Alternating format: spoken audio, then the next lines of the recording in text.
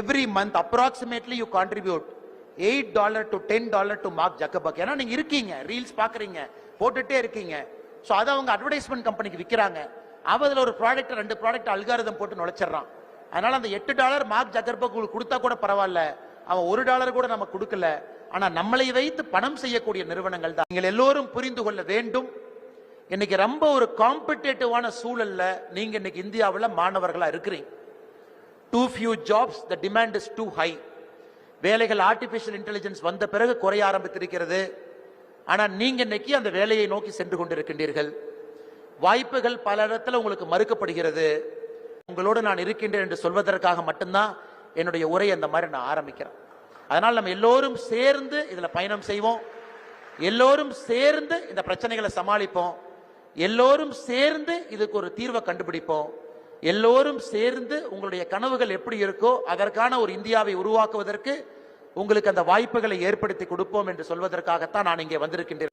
விற்கிறவங்க தப்பு பண்றாங்களா, வாங்குறவங்க தப்பு பண்றாங்களான்னு கேட்டீங்கன்னா, நான் எப்பொழுதுமே சொல்வது விற்கிறவங்க தான் தப்பு பண்றாங்க, வாங்குறவங்க தப்பு பண்ணலின்னு தான் எப்பவுமே நான் சொல்லுவேன். காரணம், ஏதோ ஒன்று அவர்களை வாங்குவதற்கு தூண்டுது. Depression, love failure, exam failure, வேலை வாய்ப்பு இல்ல, வீட்டுல பிரச்சனை, நான் எங்கேயாச்சும் எதையாச்சும் தேடி போகணும். இயற்கையினுடைய பேரழிவுல நம்ம விளிம்புல நின்று கொண்டிருக்கின்றோம். அதனால அருமை கல்லூரி மாணவர்களே, மாணவ செல்வங்களே, நீங்க எந்த தப்பும் பண்ணல, உங்களுக்கு முன்பு இருந்த தலைமுறையினுடைய தவறுகள் அக்குமுலேட்டட் உங்க மேல இருக்கு. Industrial revolution, pollution, plastic usage, water contamination, ஏரி குளங்கள் எதுவுமே தூய்மை இல்லாம இருக்கு. அதை இன்னைக்கு நீங்க 18 வயசுல பாக்குறீங்க. உங்க முன்னாடி 2 ஆப்ஷன் இருக்கு. அவங்க தப்பு பண்ணாங்க, நாங்க என்ன செய்யலாம் கேட்கலாம். அவங்க தப்பு பண்ணிட்டாங்க, பரவாயில்ல, நாங்கள் அதை திருத்த ஆரம்பிக்கின்றோம் அப்படின்னு நீங்க கேட்டீங்கன்னா நாங்க எல்லாம் சந்தோஷப்படுவோம். எங்கெல்லாம் மழை குறைவாக வறட்சி பகுதி அதிகமா இருக்கோ சின்ன குளத்தை வெட்டி கொடுங்க. அந்த கிராமத்துக்கு, அந்த ஊருக்கு மழை பெய்யும் பொழுது தண்ணி நிக்கட்டும், பக்கத்துல கொஞ்சம் பனைமரம் வைங்க. இன்னோவேட்டிவா நீங்க யோசிச்சீங்கன்னா இந்த தலைமுறை ப்ராப்ளம்னு பேசுவதை விட சொல்யூஷனை நோக்கி நீங்க போனீங்கன்னு நினைச்சு நாங்க எல்லாம் சந்தோஷப்படுவோம். நீங்க என்ன செய்ய போறீங்க?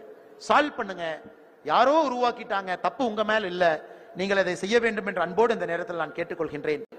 நீங்கள் எல்லாம் ஒரு நாள் இந்த மேடையில் உட்காரணும், நாங்கெல்லாம் கீழே உட்கார்ந்து கேட்கணும். அது மட்டும்தான் என்னுடைய ஆசையோ தவிர என்னுடைய ஆசை வேற எதுவும் கிடையாது. அதை நீங்கள் எல்லோரும் நடத்தி காட்ட வேண்டும்.